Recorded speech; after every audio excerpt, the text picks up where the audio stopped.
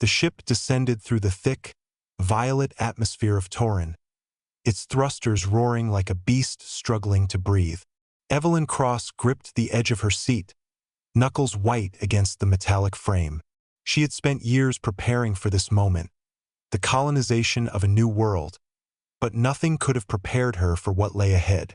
The planet loomed below them, vast and untamed, its surface shimmering with bioluminescent flora that seemed almost alive. As the ship touched down, a wave of static filled the air, crackling through every communication device aboard. It wasn't just interference. It felt deliberate, as though the planet itself was testing them. Evelyn stepped onto the soil first, her boots sinking slightly into the soft, moss-like ground. Behind her, the colonists followed hesitantly, their expressions ranging from awe to unease. They were here to build something extraordinary, but already there was an undercurrent of tension, a feeling that something was watching them. And then it happened. A low hum began to rise from the earth beneath their feet, growing louder until it became unbearable. One by one, the colonists froze, clutching their heads as visions flooded their minds. For Evelyn, it was the face of her brother, lost years ago in another failed mission. But these weren't memories, they were warnings. The visions were vivid, almost tangible. Evelyn saw herself standing in the ruins of a colony she had once led, surrounded by the bodies of those she had sworn to protect. The guilt and shame were overwhelming, and she collapsed to her knees, gasping for air. Around her, others screamed, their faces contorted in terror as they relived their own darkest fears. Some saw loved ones they had abandoned. Others witnessed their own deaths played out in horrifying detail. When the hum finally subsided, everyone was left shaken, their trust in each other and themselves shattered. Evelyn forced herself to stand, her voice trembling as she called out to the group. "We can't let this break us," she said, though even she wasn't sure if she believed her own words. The colonists looked at her with a mixture of desperation and skepticism. How could they possibly survive on a planet that seemed intent on destroying them from within? "We only just scratched the surface of this mystery, and trust me, you don't want to miss what comes next. Stay tuned." Hours passed before the colonists regained full control of their senses. Some refused to speak about what they'd seen, while others whispered fragments of their experiences. "It knows us," one man muttered, his voice trembling. "It knows everything." Evelyn tried to maintain order, organizing patrols and setting up temporary shelters, but the unease among the group was palpable. That night, the sky above them shifted unnaturally, stars twisting into shapes that defied logic. Shadows moved across the camp, darker than the surrounding darkness, and no amount of light could dispel them. When dawn broke, one of the colonists was missing. His name was Marcus, a quiet engineer who had always kept to himself. Search parties scoured the area, calling out his name, but the forest around them seemed to swallow sound whole. Then they found his journal, pages torn and scorched, with frantic scribbles detailing encounters with something. He described it as a presence that fed on fear, growing stronger with each passing hour. By the time Evelyn pieced together the clues, she realized the truth. Whatever lived on Torin wasn't just observing them, it was learning. The discovery sent shockwaves through the group. Some argued that they should abandon the mission immediately, while others insisted they stay and fight. Evelyn knew they couldn't afford to make rash decisions, but the pressure was mounting. Supplies were limited, and morale was dangerously low. That evening, as the sun dipped below the horizon, the whispers returned. This time they were louder, more insistent, calling out individual names. Several colonists claimed they heard voices pleading for help, luring them closer to the edge of the forest. One woman, unable to resist, wandered off alone. When they found her hours later, she was catatonic, muttering gibberish about the void and the Watchers.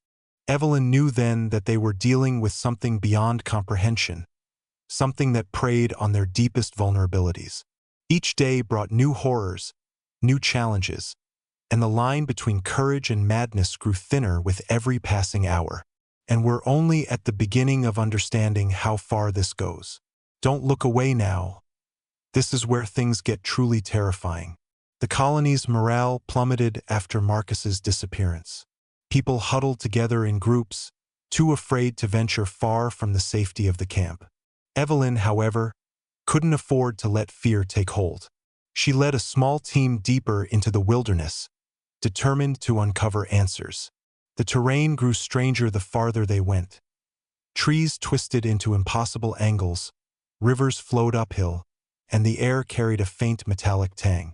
At one point, they stumbled upon a clearing littered with peculiar artifacts. Shards of glass-like material etched with symbols none of them recognized. As they examined the relics, the ground quaked violently, knocking them off balance. From the shadows emerged figures, not human but not entirely alien either. Their forms flickered like projections, shifting between different shapes and sizes. One of them reached out toward Evelyn, its hand brushing against her cheek. In that instant, she saw flashes of her own past mistakes, moments she wished she could forget. The vision was so vivid, so real, that when she snapped back to reality, tears streamed down her face. The team fled back to camp, shaken but alive. Little did they know, the encounter had awakened something within Evelyn, something she wouldn't fully understand until much later. Back at the camp, tensions ran high. Some colonists accused Evelyn of recklessness, claiming her actions had provoked the entity further. Others defended her, insisting that retreat was not an option. Meanwhile, strange phenomena continued to plague the group. Objects moved without explanation, temperatures fluctuated wildly, and unexplained injuries began appearing on the colonists. Evelyn herself woke up one morning with deep scratches on her arms, though she had no memory of how they got there. Was the entity punishing them, testing them, or was it something else entirely? Despite the chaos, Evelyn refused to give up. She knew they needed answers, and she was willing to risk everything to find them. But the deeper they delved into the mystery, the more questions arose. What did the entity want from them? And why had it chosen them specifically? The answers remained elusive, hidden somewhere in the planet's eerie landscape. Back at the camp, tensions boiled over. Arguments erupted over whether they should stay or abandon the mission altogether. Evelyn argued passionately for staying, reminding everyone why they came here in the first place. "We didn't travel light years to give up because we're scared," she shouted, her voice cutting through the chaos. Yet even she couldn't deny the growing sense of dread that clung to the colony like a second skin. That evening, strange noises echoed from the woods, whispers that sounded eerily like voices. Several colonists claimed they heard their names being called, luring them closer to the edge of the forest. One woman, unable to resist, wandered off alone. When they found her hours later, she was catatonic, muttering gibberish about the void and the watchers. Evelyn knew then that they were dealing with something beyond comprehension, something that preyed on their deepest vulnerabilities. Each day brought new horrors, new challenges, and the line between courage and madness grew thinner with every passing hour. To make matters worse, supplies were dwindling faster than expected. Food rations were cut, and tempers flared as hunger and exhaustion took their toll. Some colonists began to question Evelyn's leadership, accusing her of leading them to their doom. Others rallied behind her, determined to see the mission through to the end. The division threatened to tear the group apart, leaving them vulnerable to the entity's influence. In a desperate attempt to restore unity, Evelyn organized a meeting to discuss their options. She urged everyone to focus on survival rather than blame, emphasizing the importance of working together. But even as she spoke, she couldn't shake the feeling that they were running out of time. Something was coming, something big, and she feared they weren't ready for it. Desperation drove Evelyn to make drastic decisions. She ordered everyone to fortify the camp, using whatever materials they could salvage. Barriers of metal and stone rose around them, creating a fragile sense of security. But walls couldn't keep out the nightmares. Night after night, people reported seeing figures standing at the edge of their makeshift fortress, watching silently. Sometimes those figures would step forward, dissolving into mist before reaching the gates. One colonist, a biologist named Clara, proposed a theory. Perhaps the entity or entities on Torin weren't malevolent but misunderstood. What if it's trying to communicate? She suggested during a heated meeting. Evelyn dismissed the idea initially, but as more evidence surfaced, patterns in the artifacts, recurring symbols in the colonists' dreams, she began to wonder. Could they find a way to negotiate with this force? Or were they simply pawns in a cosmic game they couldn't win? Clara's theory sparked a heated debate among the colonists. Some saw it as a glimmer of hope, while others dismissed it as wishful thinking. Evelyn found herself caught in the middle, torn between pragmatism and optimism. She knew they couldn't afford to ignore any possibility, no matter how far-fetched it seemed. Together with Clara, she began to piece together the fragments of information they had gathered, searching for a pattern or a clue that might lead them to a solution.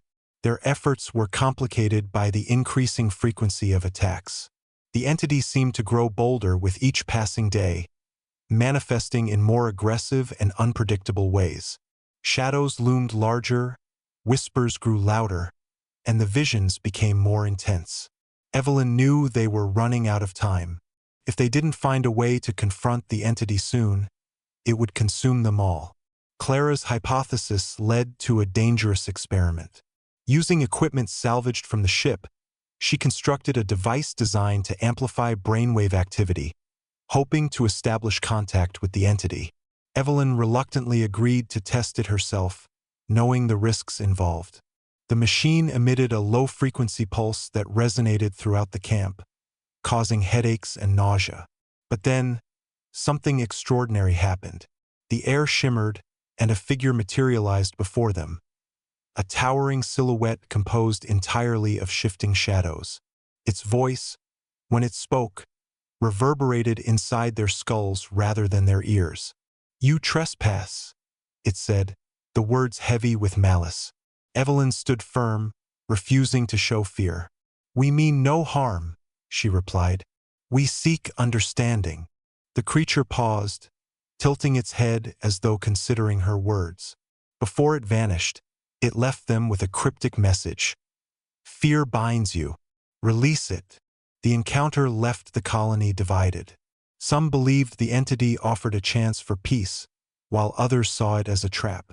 Evelyn struggled to maintain unity, her leadership tested like never before. Meanwhile, Clara delved deeper into her research, analyzing data collected during the experiment. She discovered anomalies in the planet's magnetic field, suggesting the presence of multiple entities rather than a single being. At the same time, strange phenomena plagued the camp. Objects moved without explanation, temperatures fluctuated wildly, and unexplained injuries began appearing on the colonists. Evelyn herself woke up one morning with deep scratches on her arms, though she had no memory of how they got there. Was the entity punishing them, testing them, or was it something else entirely? Evelyn spent hours poring over Clara's findings, trying to make sense of the cryptic message. "Fear binds you. Release it." What did it mean?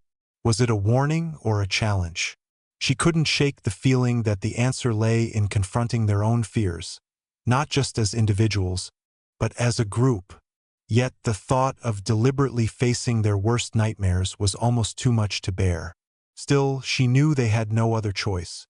If they wanted to survive, they would have to find the courage to face the darkness within themselves.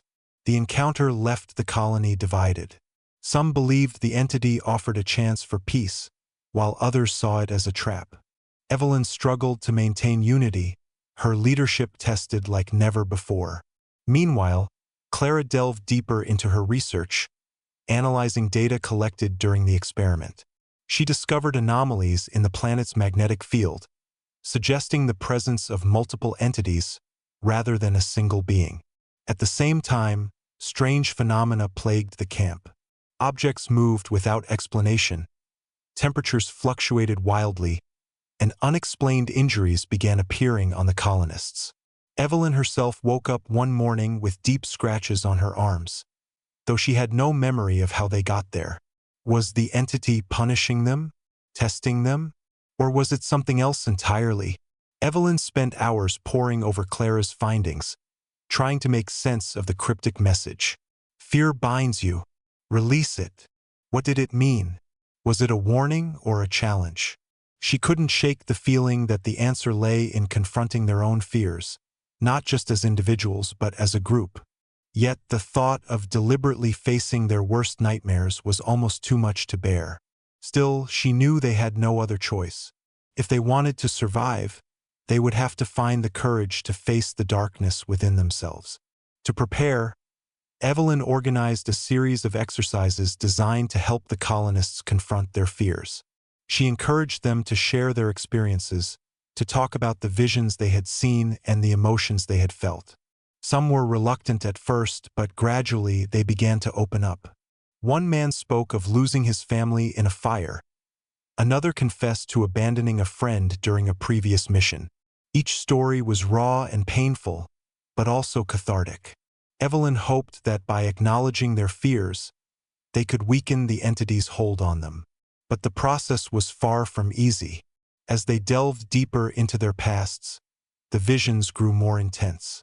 Some colonists reported seeing shadowy figures lurking just outside their tents, while others claimed to hear voices whispering their darkest secrets. Evelyn herself began to experience vivid dreams, reliving moments she had tried to forget. In one particularly harrowing vision, she found herself standing in front of a mirror, only to see her reflection staring back at her with cold, lifeless eyes. When she reached out to touch the glass, her hand passed through, and the reflection lunged forward, grabbing her wrist. She woke with a start, her heart pounding, unsure whether the dream had been real or imagined. A breakthrough came unexpectedly. While exploring a nearby cave system, Evelyn and her team uncovered ancient carvings depicting scenes eerily similar to what they were experiencing. The carvings told the story of a civilization that once thrived on Torin, only to be consumed by the very force haunting the colonists now. According to the inscriptions, the entities demanded sacrifice, not of life but of fear. Only by confronting their darkest fears could the victims hope to survive. Armed with this knowledge, Evelyn devised a plan. She gathered volunteers willing to face their inner demons, believing it might weaken the entity's grip on them. The process was grueling, forcing participants to relive traumatic events and confront long-buried guilt. Some emerged stronger, while others broke under the strain. Yet progress was undeniable. The nightly attacks lessened, and the oppressive atmosphere lifted slightly. Evelyn herself volunteered to undergo the process, knowing that her leadership depended on her ability to remain strong.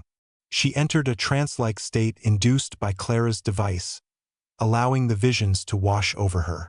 She saw herself standing on a battlefield, surrounded by the bodies of fallen comrades. She heard their voices accusing her of failing them, of leading them to their deaths.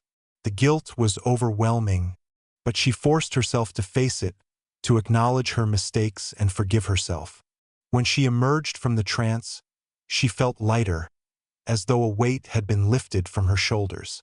The success of the experiment gave the colony new hope. They continued the process, each person taking turns to confront their fears. Some emerged transformed, their confidence renewed. Others struggled, requiring support from their peers to pull through. But slowly, the group began to heal, their bond growing stronger with each shared experience. Yet Evelyn knew they weren't out of danger yet. The entity was still out there, watching, waiting, and she couldn't shake the feeling that it was preparing for something big. Despite the improvements, Evelyn sensed they were running out of time. The entity's patience seemed to be wearing thin, manifesting in increasingly aggressive behavior. Entire sections of the camp disappeared overnight, replaced by barren wasteland. Supplies dwindled, and paranoia spread like wildfire. Trust eroded further when accusations flew regarding sabotage and betrayal. In a desperate bid to restore order, Evelyn held a council meeting. She revealed her own deepest fear, that she would fail as a leader, leading to the deaths of everyone present. Her vulnerability shocked the group, breaking down barriers and reigniting a spark of camaraderie. Together, they formulated a final strategy, a direct confrontation with the entity at the heart of the planet, where the carvings indicated its lair lay hidden. The decision was met with mixed reactions. Some were eager to take the fight to the entity, while others were terrified at the prospect. Evelyn understood their fears but insisted that they had no other choice. "If we stay here, we die," she said. "If we face it, we might have a chance." Preparations began immediately. They gathered weapons, supplies, and anything else they thought might help. Clara worked tirelessly to refine her device, hoping to use it as a means of communication or defense against the entity. Evelyn drilled the group on tactics, emphasizing the importance of staying together and supporting one another. As they prepared, the entity seemed to grow restless. Shadows loomed larger, whispers grew louder, and the visions became more intense. Evelyn knew they were being tested, pushed to their limits, but she refused to give in. They had come too far to turn back now. The journey to the entity's lair was harrowing. The terrain grew increasingly hostile, with jagged cliffs and boiling geysers blocking their path. Along the way, they encountered remnants of the ancient civilization, ruins teeming with residual energy that sapped their strength. Yet they pressed on, driven by sheer determination. When they finally reached the lair, it was unlike anything they'd imagined. A massive cavern stretched endlessly, its ceiling lost in shadow. At the center stood the entity, larger and more menacing than ever before. It radiated power, its form constantly shifting between humanoid and monstrous shapes. Evelyn stepped forward, her heart pounding. She addressed the entity, speaking not of fear, but of hope. "We are not your enemies," she declared. "We are survivors, just like those who came before us." For a moment silence reigned. Then, slowly, the entity began to dissolve, its essence dispersing into the air. The weight lifted instantly, replaced by a profound sense of calm. They had done it, they had broken free. Returning to the camp felt surreal. The oppressive atmosphere was gone, replaced by a newfound optimism. The colonists worked tirelessly to rebuild, their spirits buoyed by the knowledge that they had triumphed over unimaginable odds. Evelyn reflected on the journey, realizing how much they had grown, not just as individuals but as a community. Yet questions lingered. What had truly happened to the ancient civilization? Had the entity been defeated or merely pacified? These uncertainties weighed heavily on Evelyn, but she chose to focus on the future rather than dwell on the past. After all, survival was a victory in itself. The days that followed were filled with a sense of cautious normalcy. Supplies were rationed carefully, and efforts were made to restore the colony's infrastructure. But beneath the surface, tensions simmered. Some colonists questioned whether they should remain on Torin at all. "What if it comes back?" one man asked during a heated discussion. "We barely survived this time. What makes you think we'll be so lucky next time?" Evelyn listened patiently, understanding their concerns but unwilling to abandon the mission. She reminded them of the sacrifices they had already made and the potential rewards of staying: resources, knowledge, and the chance to prove humanity's resilience. Still, she couldn't shake the feeling that they were being watched. Shadows seemed to flicker at the edges of her vision, and the whispers returned occasionally, faint but unmistakable. To distract herself, Evelyn threw herself into documenting their experiences. She recorded every detail: the visions, the encounters, the carvings, hoping that future generations might learn from their mistakes. Clara joined her in this endeavor, analyzing data and piecing together theories about the entity's nature. Together, They uncovered patterns suggesting that the entity might not have been singular after all, but part of a larger network of forces spread across the planet.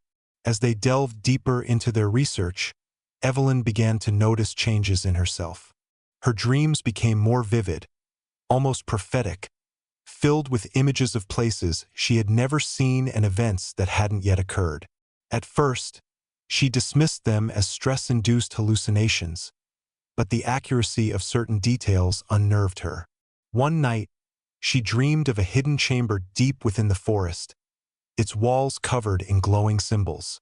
When she described the dream to Clara, the biologist recognized the symbols from the carvings they had studied earlier. Convinced that the dream held significance, Evelyn led a small team to investigate.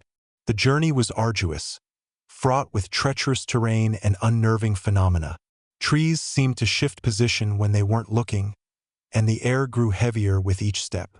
When they finally reached the location from Evelyn's dream, they found the chamber exactly as she had described it, sealed shut by a massive stone door etched with intricate patterns. Using tools salvaged from the ship, they managed to pry the door open, revealing a cavern filled with artifacts unlike anything they had seen before. Among them was a crystalline structure pulsating with an otherworldly light. As Evelyn approached it, she felt a surge of energy course through her body, accompanied by a flood of memories. Not her own, but those of the ancient civilization that had once inhabited Torin. She saw their rise, their fall, and their desperate attempts to appease the entities that haunted them. When she emerged from the trance-like state, her mind was clearer than ever. She now understood the true nature of the entities. They were not malevolent beings, but fragments of the planet's consciousness, manifestations of its collective fears and desires. To coexist with them, humanity would need to adapt, to embrace vulnerability rather than resist it. Life on Torin gradually returned to normal, or as close to normal as it could be. The colonists adapted to their surroundings, finding ways to coexist with the planet's quirks. Evelyn took great care to document their experiences, ensuring future generations would learn from their mistakes. Still, there were moments when she wondered if they had truly escaped the entity's influence. Strange dreams occasionally plagued her sleep, hinting at unfinished business. But for now, peace prevailed, and that was enough. The colony flourished under Evelyn's leadership. New structures were built, crops were planted, and routines were established. Yet the scars of their ordeal remained visible, in the way some colonists flinched at sudden noises, or how others avoided certain areas of the forest altogether. Evelyn encouraged them to confront these lingering fears, organizing group sessions where they could share their experiences and support one another. Clara continued her research, determined to unlock the secrets of the crystalline artifact. She discovered that it emitted low-frequency waves capable of influencing brain activity, potentially explaining the visions and heightened emotions experienced by the colonists. With careful calibration, she believed it could be used as a tool for healing rather than harm. Evelyn supported Clara's work, seeing it as a way to bridge the gap between humanity and the planet's consciousness. Together, they developed a prototype device designed to amplify positive emotions while dampening fear. Initial tests showed promising results, with participants reporting increased feelings of calm and clarity. However, not everyone shared their enthusiasm. A faction of colonists, led by a man named Jonas, argued that tampering with the artifact was reckless. "We don't know what we're dealing with," he warned during a tense meeting. "For all we know, this thing could be controlling us right now." Evelyn acknowledged his concerns but insisted that progress required risk. "We can't let fear dictate our actions," she said. "If we want to survive here, we need to understand this planet and ourselves better." Despite the opposition, Evelyn and Clara pressed on, refining the device and conducting further experiments. Over time, even some skeptics began to see its potential, as the colony's overall morale improved. Still, Evelyn couldn't shake the feeling that they were playing with fire, treading a fine line between discovery and destruction. Months turned into years, and the colony flourished. New arrivals joined their ranks, bringing fresh perspectives and skills. Evelyn watched proudly as the settlement expanded, transforming from a fragile outpost into a thriving hub of innovation. But whispers persisted, stories of other planets harboring similar forces, waiting to be discovered. Evelyn couldn't help but feel drawn to these tales, sensing that their battle was far from over. Perhaps one day, she would lead another expedition, seeking answers to questions that still haunted her mind. In the meantime, she focused on strengthening the colony's connection to Torin. Rituals were introduced to honor the planet's consciousness, incorporating elements of both human and alien traditions. Artifacts unearthed during explorations were displayed in a communal hall, serving as reminders of the lessons learned. Clara's device became a cornerstone of daily life, helping colonists manage stress and resolve conflicts. Its success inspired other colonies on distant planets to adopt similar technologies, sparking a renaissance in interplanetary relations. Evelyn found herself thrust into the spotlight, hailed as a pioneer in the field of xenopsychology, the study of alien consciousness and its interaction with humanity. Yet fame brought its own challenges. Reporters flocked to Torin, eager to document the colony's achievements. Some portrayed Evelyn as a hero, while others criticized her methods, accusing her of exploiting the planet's resources.